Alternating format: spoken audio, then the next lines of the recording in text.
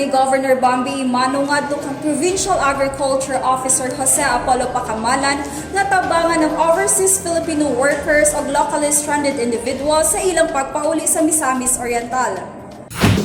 Kinihuman sila mas stranded sa kuluhan tungod sa hulga sa coronavirus disease 2019 tuod man aron makaangkon sila panginabuhian.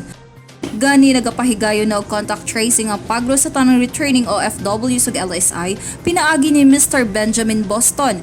Dili tungod kay adunay nagpositibo kanila, apan aron maila sila og kun unsay nindot nga ilang mahimong kapangitaan sa ilang pagpauli dinhi sa lalawigan. Sinunoy nga taga Talisay Hingoog City, lakip na kabenepisyo sa sweeper flights nga gipaningkamutan sa Provincial Task Force for COVID-19. Sa iyang pagpauli, wala kini kahibalo kung unsay buhaton og hain mangitag trabaho, apan tungod sa gihatag nga upland rice ug vegetable seeds sa Pagro, medyo hayag nang mabuhi siya ug iyang pamilya.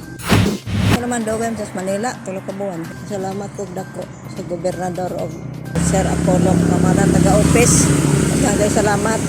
Magpaloyo mo, nagatag mo kinabang sa mga OIP nga nakauli nga wala sila kahuman sa ilang kuan kontrata. Katabang gyapon na panginabuhian. Sa pagpauli sa OFW sa LSI, dili buot ni Governor Bambi Mano nga makadugang sila sa ihap sa poverty rate dinhi sa Misamis Oriental.